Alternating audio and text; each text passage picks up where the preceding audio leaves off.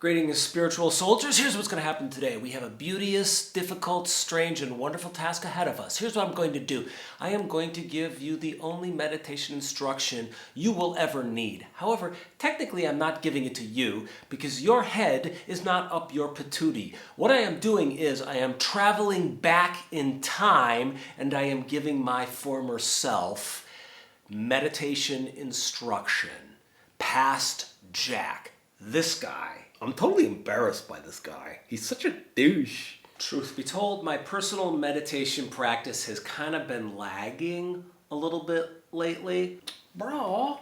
I mean, it's hard to know when you've got a busy life, as we all do, outside of the monastery. It's hard to know when you should meditate, how often you should meditate, how long you should meditate when you're meditating, or how even to meditate. Bro, I find that so profound, bro. You got like 25 minutes to an hour a day to leap in from freezing cold to red hot on your meditation cushion. How do you do it? Bro. So, 25 years ago, when I was this douchebag. Bro, that's so cool. Oh my god, that's so interesting. I had a deep interest in spiritual topics and spiritual matters, and I cast a very wide net. I would pray sometimes at night. I would do a kind of Christian centering prayer. I studied in the Shambhala tradition, which is the Tibetan Vajrayana tradition, which has all kinds of different teachings, practices, and pointers. I also did some work with the Diamond Way Sangha, which to the best of my memory involved concentrating on your auras, or your chakras, I should say, which were at different points of the body. One was supposed to concentrate in different ways depending on where they were putting their attention. So I had all kinds of really profound, interesting, palatable, and distracting spiritual techniques at my disposal. I had a very big quiver, and I had all kinds of arrows in it, spiritually speaking. I had so many arrows, the quiver was so damn heavy that I couldn't sit up. I couldn't do any kind of practice, right? I love the way you preach, Daddy. Preach, Daddy, preach. I didn't have a real meditation practice because I just had too many options. So if something wasn't working, I would just try something new. What I didn't realize was that when meditation isn't working, that's when you're meditating. Bro. So I am going to give you, which is to say, him. Bro, why are you suddenly wearing my shirt? Did you forget to put your sweater back on?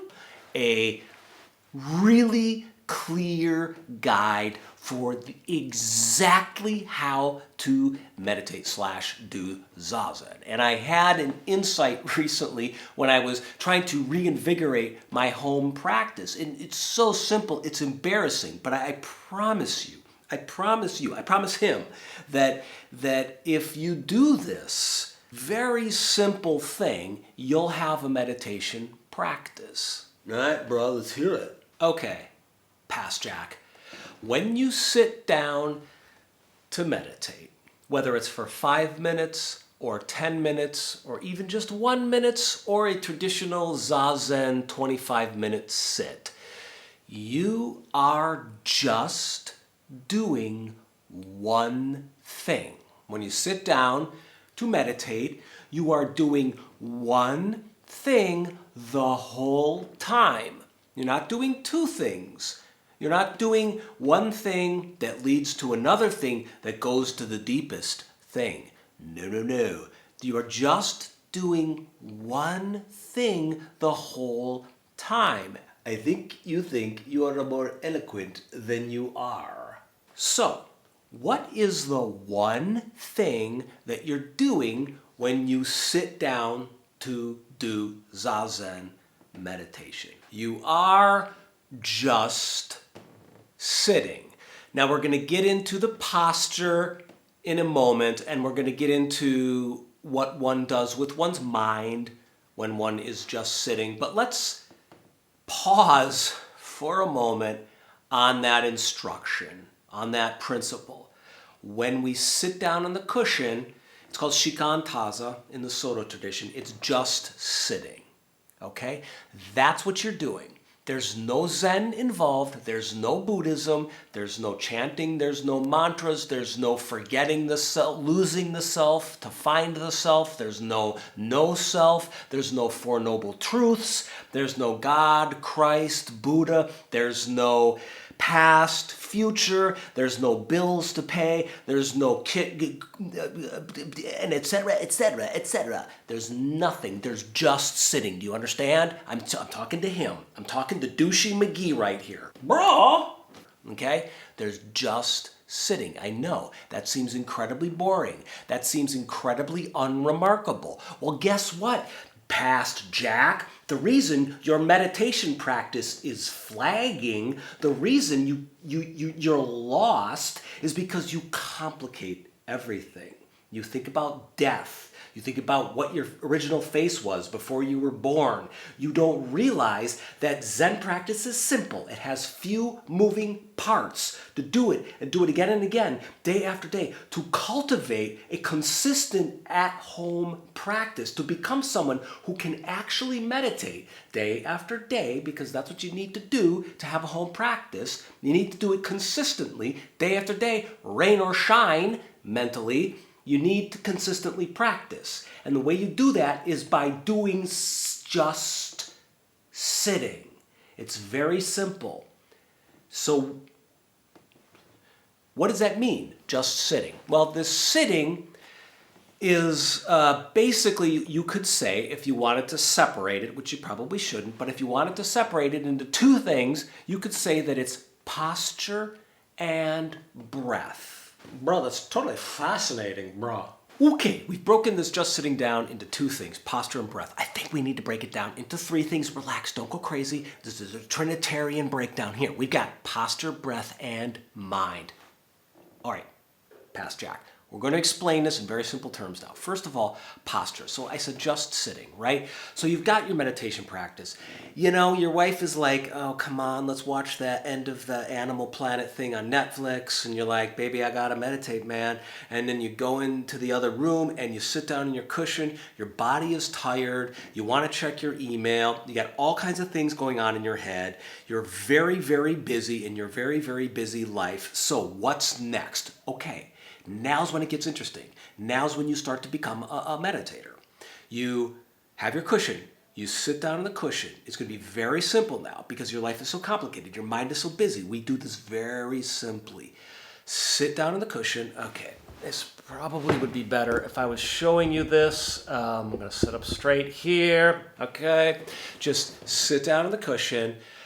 Just rest your hands in your lap, across your legs, okay? Make sure your knees are touching the floor because you want some stability in your posture. So relax your shoulders.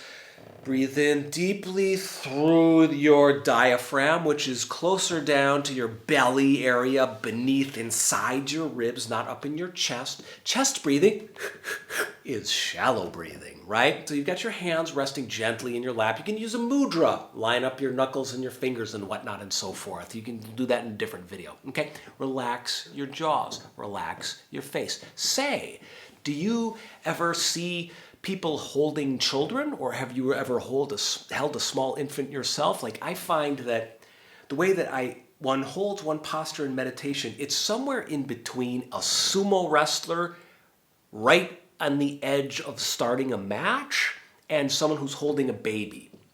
Like the sumo wrestler who's right on the cusp of starting a match can go in any direction at once. Their body is full of this kind of calm, charged openness because they're just getting ready to respond. In sumo, which I know nothing about, you wait for a tell from your opponent.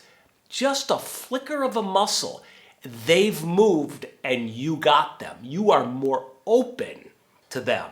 and you can contain their activity or their strike when they move, right? So there's a vast openness to your posture when you're sitting, but it's alert, as when the mother is holding the child, right? You're holding the child. You're very soft and gentle, but there's a completeness and a purposefulness to what you are doing with your body, how you are comporting yourself physically in that moment. That's a lot of words I just vomited into my camera, basically because it's so simple, right? I could talk forever about these simple activities because all I really mean to say is, again, you're just sitting. But just sitting, if you're doing it completely, is a big deal, right? You don't need to go into like vast, complex spiritual theories. Like just sitting is very, very deep,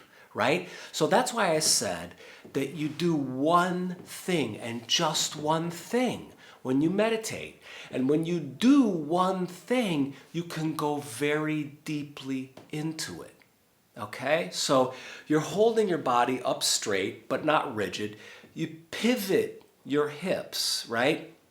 You pivot your hips forward on the cushion. So your kind of butt crack slides up in the back, right? And your hips are pivoted. That makes your knees touch the ground, and then it gives a natural curvature to your spine like a snake when it's winding, right? That was what I was taught. Tongue lightly touching the roof of your mouth. Your mouth is closed.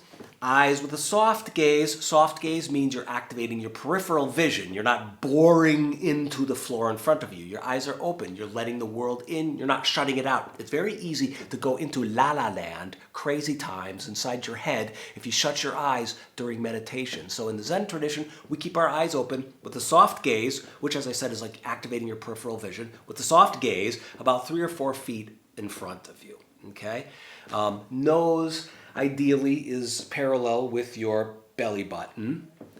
And what else? I said the lay. I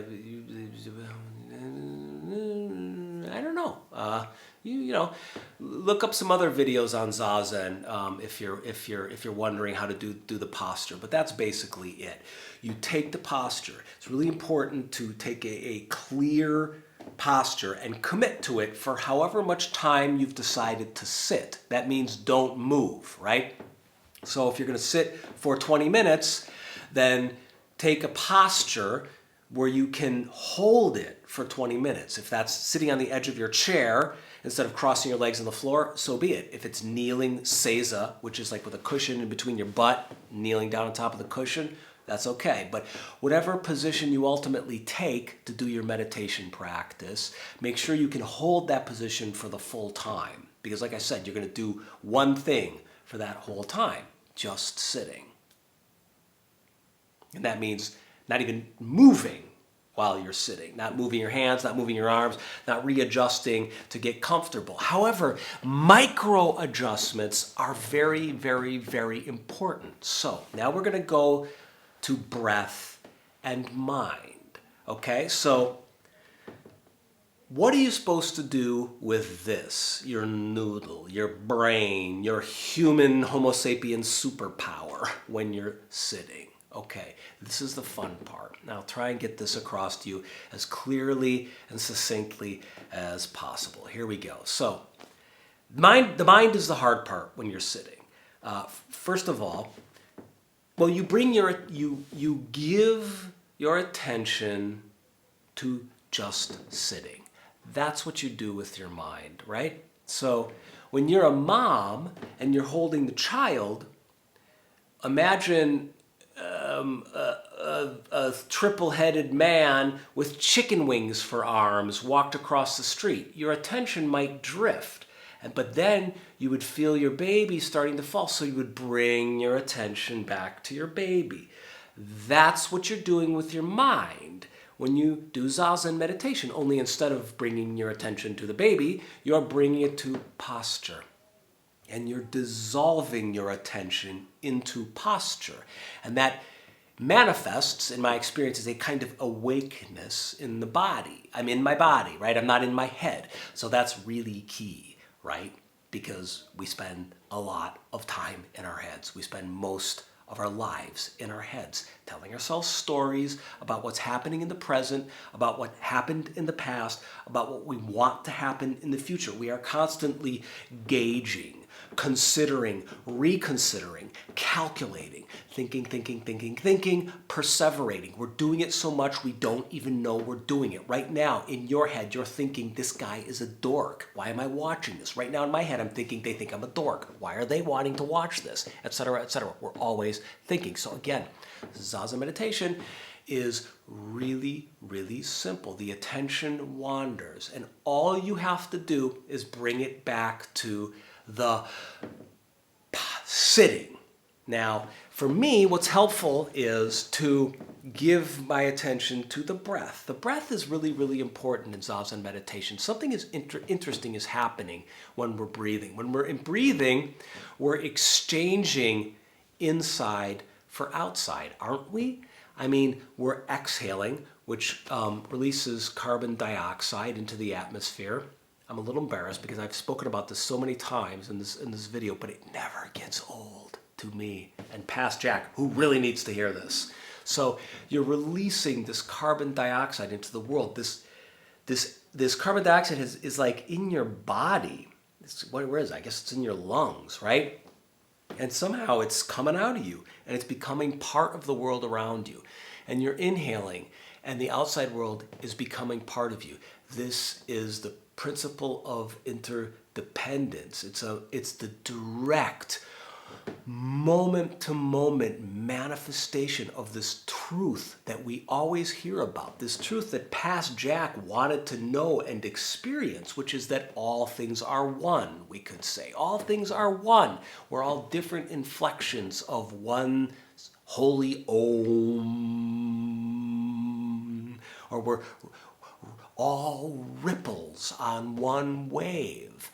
Zen is earthy, it's practical. It says, yeah, we're all one, but manifest it. Stop talking about it, stop thinking about it, stop chasing it, manifest it. And you manifest that with complete exhale, giving completely that exhale through your posture to the cosmos.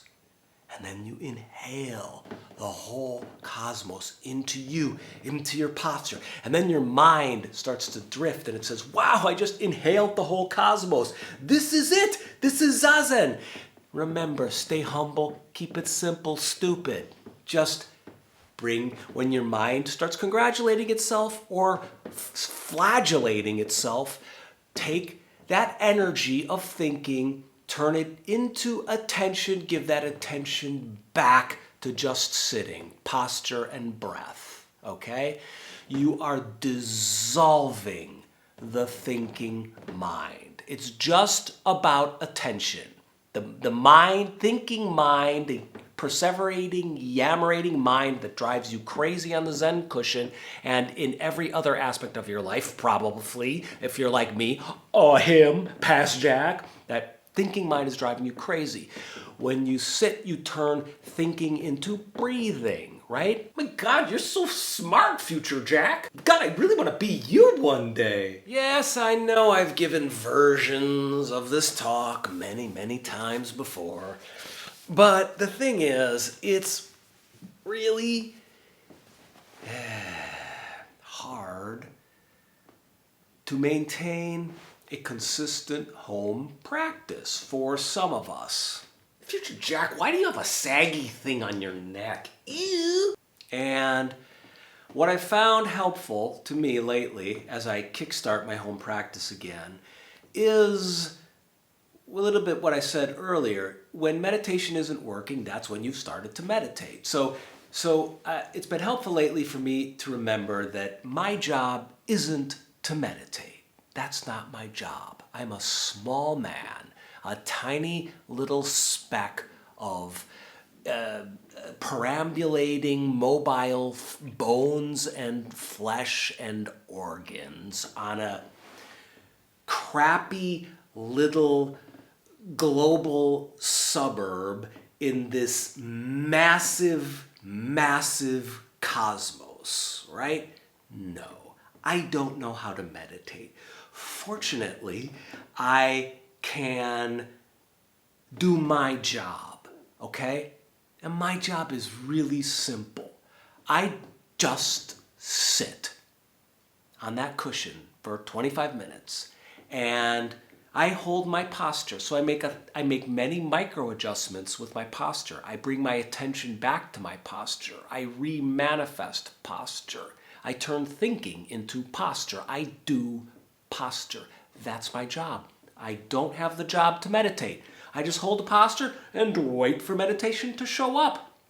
And you know what? Whatever shows up when I do posture and breath, and I dissolve my thinking mind into both as best as I can, bringing my attention to them, posture and breath. When I do that, whatever happens is the meditation. I just have one job. Just sit. That's it. And you know, if just do that one thing. Like if you don't, you'll be. I mean, I'm always surprised at what happens. Okay. Let me close with an analogy. This is what my Zen mentor told me once. He is famous for terrible analogies, and this was one of them, and I've never forgotten it. Here's what he told me. He said, "You're like a wrestler. Like remember the professional wrestlers like Andre the Giant and I don't even remember what the other ones were now. Remember those guys like Rowdy Randy and all those professional wrestlers?" He said, "Remember those big, like elastic, what would you call them? They were like, they were ropes, I guess, big elastic ropes that surrounded the wrestling ring." And like, he said, "Do you remember what the wrestlers would do?" So one guy is standing here, one wrestler is here. Like the wrestler would turn around and he would run into the rope, and then the rope was like a rubber band and it would pull him back and then it would shoot him forward and he would have twice as much energy to smash into his opponent. My friend was like, Zen is a little bit like that. Like sometimes you go the opposite direction, right? Like you do the opposite thing. So in just sitting practice, we're doing something so simple. We're going in the opposite direction of profundity and complexity, right? We're honing our focus and we're simplifying the entire universe to one thing, just sitting. And what happens is our attention, our selves dissolve when we do that. And then everything is manifest. The most complex, infinite, eternity is manifest, right? But we don't worry about that. Our job is just to simplify and clarify and do that one thing, just sitting. Oh my God, it's so interesting. Future Jack, I just want to give you a hand. Thank you for watching. If you enjoyed this video, you know what? I'm going to have Past Jack make my pitch. Hi. I really didn't think I'd ever get to a point in my life where I was begging for money on the internet, but it's not totally easy to keep making these videos, and in many ways, apparently, this is becoming a very important part of my income, which I'm kind of ashamed of, but also really proud of. Well done, Future Jack. You're throwing it out there. Should I tell them to subscribe? Should I tell them to hit the like button? Should I tell them to schmonk the notifications button? Oh, I should tell them about Patreon. If you want to support this channel, you can go to patreon.com, patreon.com/showsonjack. The link apparently is right here. Put in the video by Future Jack, Editor Jack. Okay, right here. patreon.com/showsonjack. That way you can help support this channel. You can help me keep putting these videos out there. But you don't have to do nothing if you don't want to. These videos are free. Future Jack throws them out there. Thanks for watching. Now I'm going to go do what Past Jack did, which is fail at life.